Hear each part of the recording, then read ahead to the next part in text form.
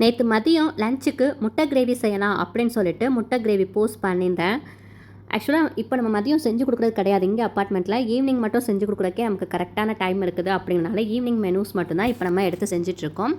ஆனால் பார்த்தீங்க அப்படின்னா நான் வந்து முட்டை கிரேவி போஸ்ட் பண்ணோன்னே பார்த்தீங்கன்னா எப்போ நம்மக்கிட்ட வழக்கமாக வாங்குவாங்கள்ல, அந்த வீடுகள்லேருந்து நமக்கு எப்பவும் போல் ஆர்டர்ஸ் வந்து வந்துகிட்டே தான் இருந்துச்சு. இதில் நம்மக்கிட்ட வெளிலேருந்து வாங்குகிற ஒரு கஸ்டமரும் இருக்கார்.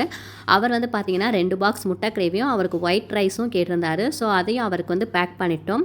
நம்மளோட குக்கிங் அவருக்கு எப்போவுமே பிடிக்கும். நம்ம இந்த மாதிரி மெனூஸ் வந்து மதியத்தில் போட மாட்டோமா அப்படின்னு சொல்லி நிறைய நாள் கேட்டிருக்காரு. நம்மளால தான் செஞ்சு கொடுக்க முடியல.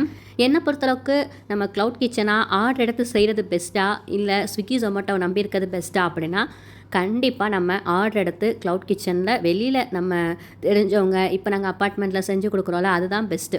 ஏன்னா இதில் நம்ம ஆர்டர் எடுத்துகிட்டு அப்புறம் தான் செய்வோம். ஸோ நம்ம கன்ஃபார்ம் இவ்வளோ ஆர்டர்ஸ்ன்னு தெரியும். இதில் ஃபுட் வேஸ்ட் அப்படிங்கிறது நமக்கு ரொம்பவே கம்மியாக தான் ஆகும்.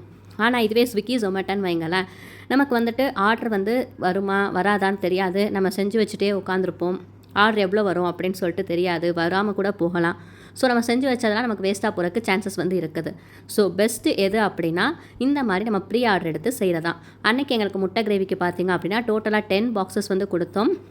நல்லாவே போச்சு. நாங்கள் வந்து ரொம்ப பெருசாலாம் செய்ய மாட்டோம். ஒரு லிமிட்டட் குவான்டிட்டி வச்சுக்குவோம். அது போனாலே எங்களுக்கு அது வந்து பெருசு தான் இல்லையா? ஏன்னா நம்மளால் ரொம்பலாம் செய்ய முடியாது. வீட்டுக்கு செய்கிறது அப்படியே கொஞ்சம் சேர்த்து செய்ய போகிறோம், அவ்வளோதான்.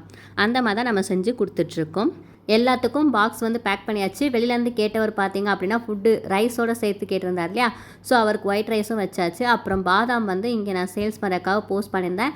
நல்லா ப்ரீமியம் குவாலிட்டி போல்டு அந்த குவாலிட்டி பாதாம். ஸோ அதில் வந்து ஒரு 250 கிராம்ஸ் வந்து கேட்டிருந்தாரு. அதையும் அது கூட வச்சு பேக் பண்ணிட்டேன்.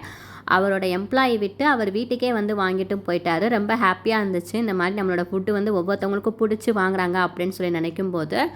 ஸோ முடிஞ்ச அளவுக்கு நீங்கள் இந்த மாதிரி க்ளவுட் கிச்சன் பண்ணோம் அப்படின்னு சொல்லி ஆசைப்பட்றீங்க அப்படின்னா ஸ்விக்கி ஜொமேட்டோவை நம்பாமல் பக்கத்தில் இருக்கவங்களுக்கு ஃபஸ்ட்டு கொடுத்து பாருங்கள். அதான் நமக்கு ப்ராஃபிட்டும் கூட.